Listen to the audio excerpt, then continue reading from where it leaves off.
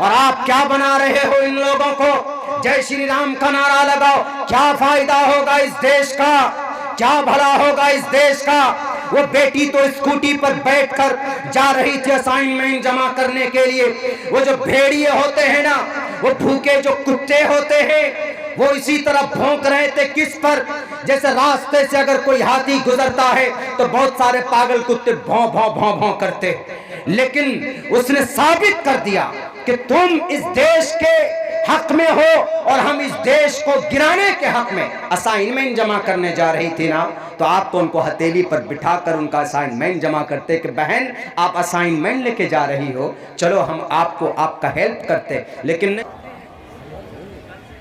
हमारी समाज की माएँ बहनें भी यहाँ पर बैठी हैं और हमारे समाज के नौजवान तबका उमूमन यहाँ पर बैठा हुआ। अभी आप लोगों ने देखा कि एक बहुत ही दूसरे नंबर का मालदार स्टेट भारत का कर्नाटका, वहाँ एक प्राइवेट कॉलेज प्री इंस्टीट्यूट में कुछ मुस्लिम बच्चियों को जो वहाँ पर तालीम हासिल कर रही थी, बुर्क़े में जाती थी, अपनी पूरे सर से पैर तक मुशर्रा लिबास था उनका। तो वहाँ के अथॉरिटी ने, वहाँ के एडमिनिस्ट्रेशंस, वहाँ के ज़िम्मेदारों ने ये पाबंदी लगा दी कुछ दिनों से कि आप लोग हिजाब पहनकर, बुर्का पहनकर इस कॉलेज में नहीं आ सकते, इसके कैंपस में नहीं आ सकते, बैन लगा दिया। बड़ी शर्मनाक बात है, इसलिए कि एजुकेशन जो होता है, द टेम्पल ऑफ एजुकेशन किसको कहा जाता है? कॉलेज है, यूनिवर्सिटी। लेकिन कुछ दिनों में उसको बैटलफील्ड बना दिया गया, झगड़े का और धार्मिक भावनाओं को सुलगाकर इंतशार और फसाद पैदा करने का एक बहाना, एक रास्ता खोल दिया। मेरे भाइयों, ये गलत है। पर्दा इस्लाम की नज़र में it is not the fashion of cloth but it is a sign of modesty. ये कपड़ा पहनने का, हिजाब, बुर्का, ये कोई फैशन नहीं है। It is not fashion of clothing. कपड़ा पहनने का एक फैशन नहीं है। It is a sign of modesty. ये एक बेहतरीन अखलाक का, समाज में बेहतरीन निज़ाम का एक प्रमाण है।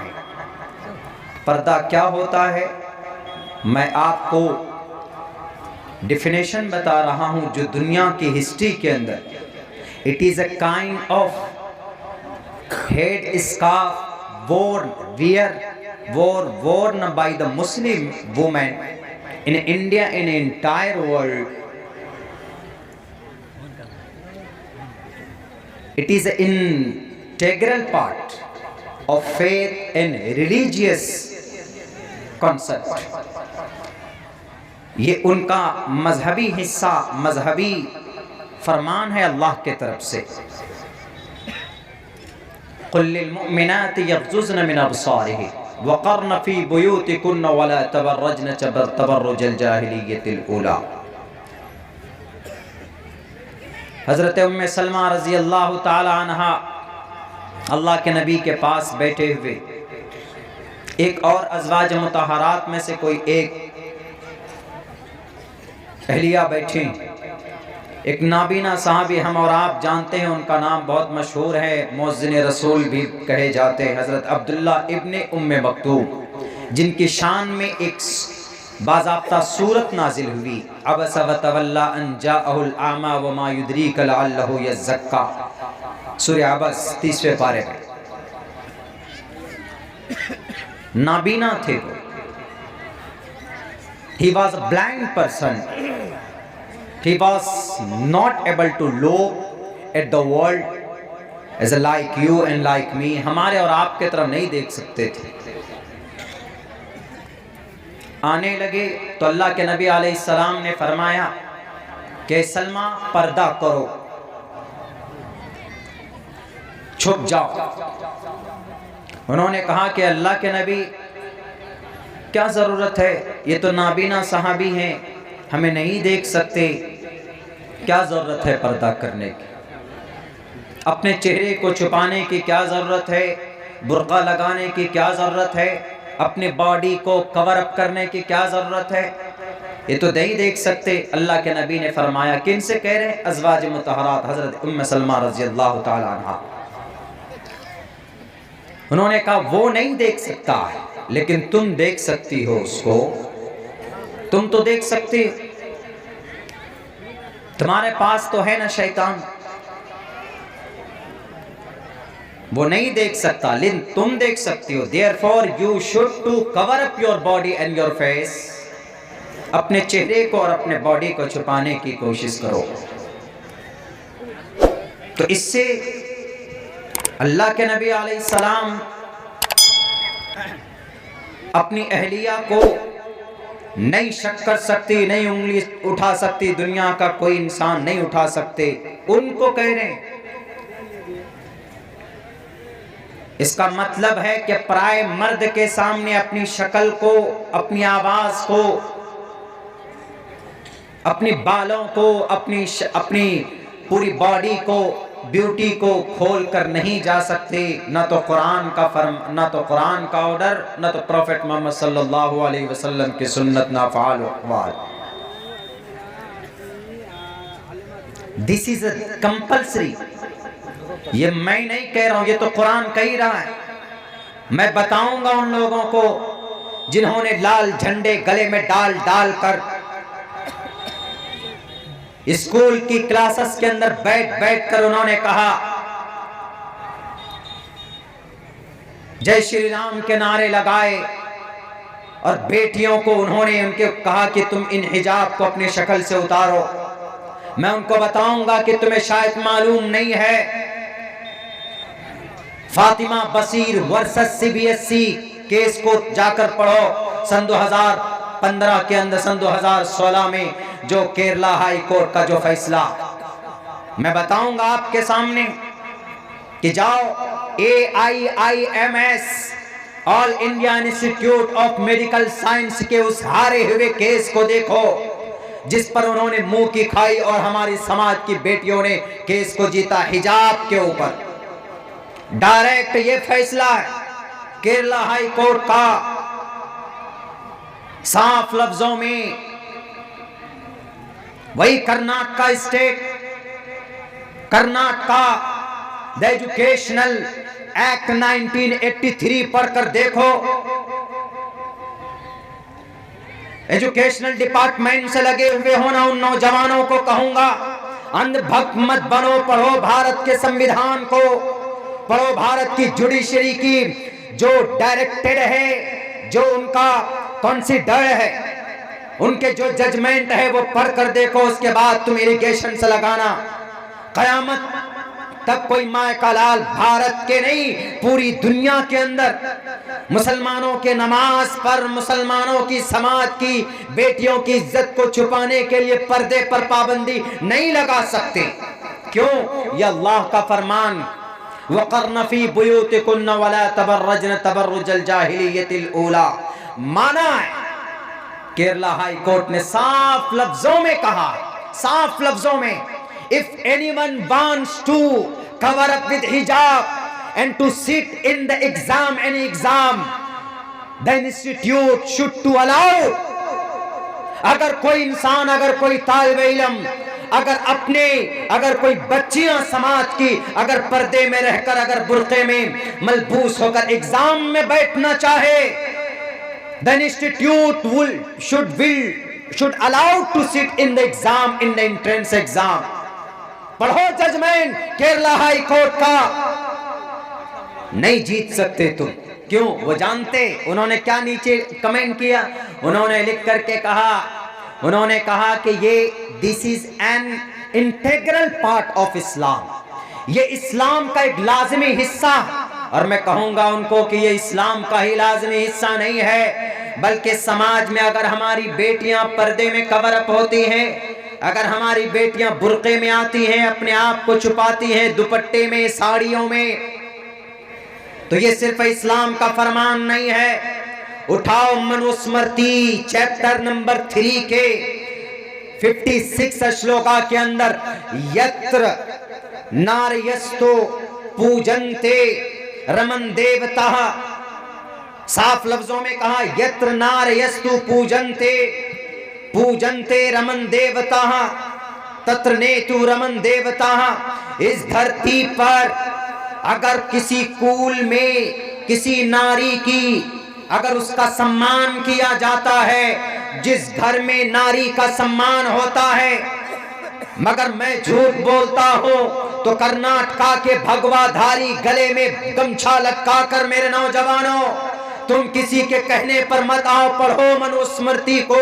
आपके कानून की किताब गंगा प्रसाद जी का एक्सप्लेनेशन है कि यत्र नारी पूजन्ते रमन देवता, जिस घर के अंदर नारी की पूजा होती, जिस घर के अंदर औरत को सम्मान दिया जाता, जिस घर के अंदर औरत को इज्जत की निगाह से देखा जाता है, वहां रमन देवता, उस घर के अंदर परमात्मा वास करते हैं, वहां पर ईश्वर का नुज़ूल होता है। पढ़ो अपनी किताब को, तब जाकर अपने इस प्रिंसिपल साहब के मुंह पर लेकर उस किताब के उस चैप्टर को फेंक कर मारो और कहो कि तुम भी पढ़ो। अपने इन खुदाओं की बातों को पढ़ने से, इस पर अमल करने से पहले अपनी मनुस्मृति को पढ़ो।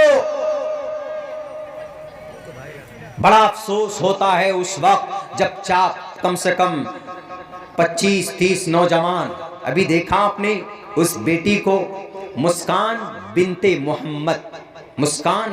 मोहम्मद अल हुसैनी, अभी कल की बात है, वो जा रही थी अपना असाइनमेंट जमा करने, कहाँ, इंस्टीट्यूट के अंदर जा रही थी, बुर्के में गई, गाड़ी अपनी खड़ी करके वो जाने लगी तो उधर से आ गए कुछ लोग, जय श्री राम जय श्री राम। तब उसने कहा अल्लाहु अकबर, तब उसने कहा अल्लाहु अकबर। याद रखो जालिमों, संविधान के दुश्मनों, भारत के संस्कृति के दुश्मनों, ये मत भूलना माइनॉरिटीज में भारत में मुसलमान है, हमारा रक्षक सबसे पहले अल्लाह है, दूसरे नंबर पर भारत का संविधान हमारा रक्षक है। अगर हमने अपनी बहन बेटियों को कवर अप किया है तो कवर अप करने का फरमान सिर्फ कुरान में नहीं, भारत के संविधान ने हमें दिया। ये मत समझना कि मुसलमान संविधान को नहीं जानते। भारत के संविधान का अनुच्छेद नंबर 26 कहता freedom to manage religious affairs. Manage का क्या मतलब है? फ्रीडम टू मैनेज, अपने धर्म के फरमान के मुताबिक जिंदगी गुजारना। भारत का Indian constitution article number 26 provides all citizen are living in India and we are living in India. My sister and my mother, all Indian women, girl, सब के सब भारत के हमारे सिटीजन हैं। इनको भारत के संविधान का आर्टिकल नंबर 26 इनको इजाजत देता। भारत का संविधान भी हमें पर्दे में रहने की इजाजत देता है।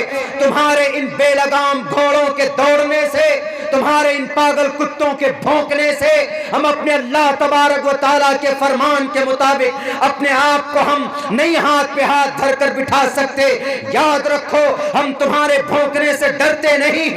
हमारे इन बहनों के खून के अंदर सुमैया का खून दौड़ता है। हमारे इन माओ के रगों के अंदर जुनैरा का खून दौड़ता है। हमारे इन माओ के दिलो दिमाग के अंदर मोहब्बत है तो हजरत खौला का मोहब्बत है, हजरत आसिया का मोहब्बत है। जब फिरौन जालिम के जुल्म का सामना किया तो भगवाधारी लोगों याद रखना, जब उस वक्त फिरौन आया था तो अल्लाह ने हजरत मूसा को भेजा था।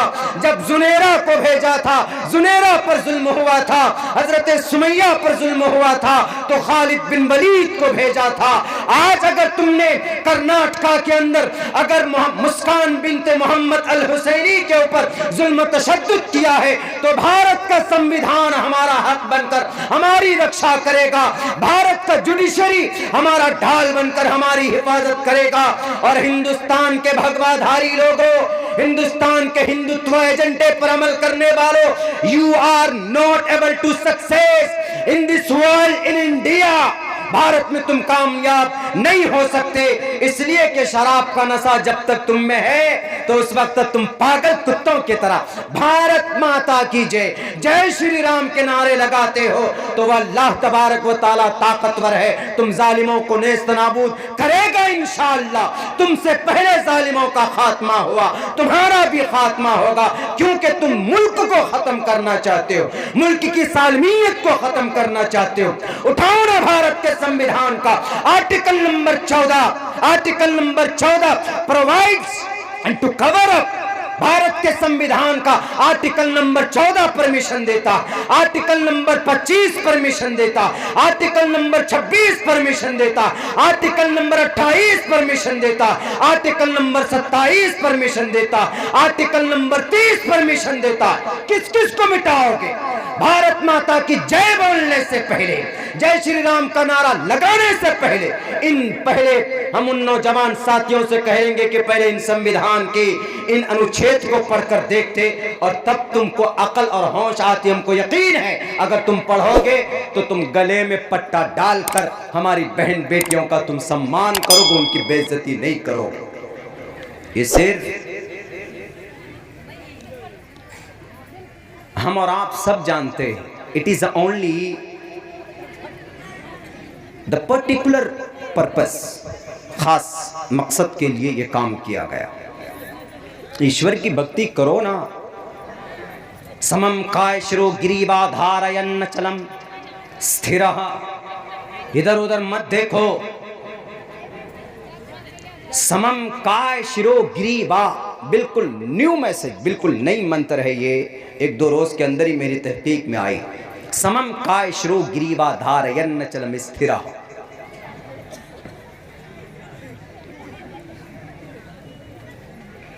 श्रीमद् भगवत गीता तीसरे अध्याय का ये 5वां मंत्र है, तीसरे अध्याय का 5वां मंत्र किसी यूट्यूब से निकाला हुआ नहीं, हमारा अपना पर्सनल रिसर्च किया हुआ है अल्हम्दुलिल्लाह। समम कायश्रो गिरीवा धारयन्न चलम, इधर उधर मत देखो कि बेटी पर्दे में अगर आती है तो उनका सम्मान करो, भूको मत। समम कायश्रो, काय मीन्स काय शिरो ग्रीवा, शिरो सर, काय शकल, ग्रीवा गर्दन। समम काय शिरो ग्रीवा धारयन्न चलम, ध्यान से सामने रखकर ईश्वर की ही भक्ति करो, किसी और की बात मत सुनो। संप्रेक्ष नासिकाम गरा, अपने नाक के सीध देखो, अपने नाक के सीध। ये फरमान है वही जो कुरान में अल्लाह के नबी के हदीस में नमाज के लिए है कि जब तुम नमाज पढ़ते हो तो इधर उधर मत देखो, सजदा करते हो तो सजदे की जगह देखो, सजदा करते हो तो नाक पे देखो, रुकू करते हैं तो सजदे की जगह पे देखो, अपने अंगूठे पे देखो। This is a Farman in Quran and हदीस। संप्रेक्ष नासिकाम गरा, दिशस चाना ब्लोकन्या, दिशस भटको मत। वो हमारे नौजवान भटक गए। क्या कहा कि अगर समाज की बेटी अगर बुर्के में आती है, समाज की बेटी अगर बुर्के में आती है तो नौजवानों तुम लोग भी गेरवे रंग का कपड़ा पट्टा डाल कर आओ, कोई हर्ज नहीं। आप गेरवे क्या, आप लाल पीला नीला काला कपड़ा पहन कर आ जाए, I don't have any objection, हमें कोई दिक्कत परेशानी नहीं है। हम बुर्के में हैं तो बुर्के में बच्चियां क्या होती है, उनकी इज्जत महफूज होती है। अल्लाह का कुरान का फरमान है साफ लफ्जों में, कुल लिल मुमिनात, say to the believing women that they should lower their gaze in God, but it's self apparent, खुद से जो जाहिर हो जाए। शक्ल है अपने आप जाहिर हो जाती हैं, कभी हाथ है, कलाई है, पैर है, नॉट अलाउड, फोर्स नहीं कर सकते, जाहिर हो जाए कोई बात नहीं, बट द ऑल बॉडी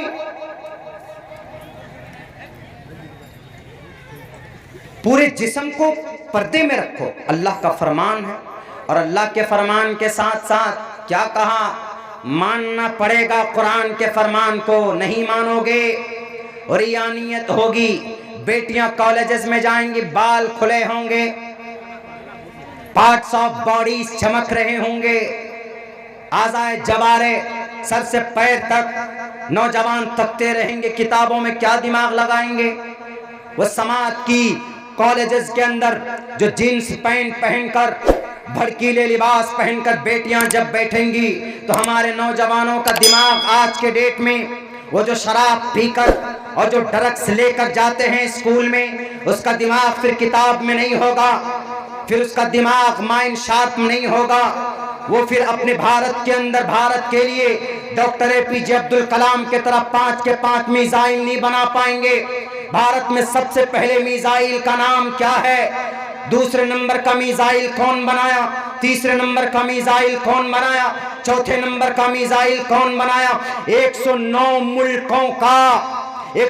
मुल्कों के साइंसदानों ने घुटने टेक कर डॉक्टर APJ अब्दुल कलाम को सजदा किया और कहा कि सर, सबसे ज्यादा ताकतवर रॉकेट आपने बनाया है इस देश में। हमारे सैटेलाइट को आप अपने अग्नि, नाम बताता हूं, अग्नि, त्रिशूल, पृथ्वी, ये नाम है भारत के APJ अब्दुल कलाम के तरफ से बनाए हुए उन मिसाइलों का, जिन्होंने पढ़कर मेहनत करके कॉलेज यूनिवर्सिटी के अंदर मिसाइल बनाया। नहीं, क्या करें, जय श्री राम, जय श्री राम, जय श्री राम का नारे लेकर। तब मजबूरन उस बेटी ने क्या कहा, अल्लाहु अकबर, अल्लाहु अकबर। तब कहा, और उसने ये बता दिया है तुम जैसे जालिमों को, जो इस देश की संस्कृति को, संविधान को, कानून को नहीं मानते, अपने शास्त्रों को भी नहीं मानते।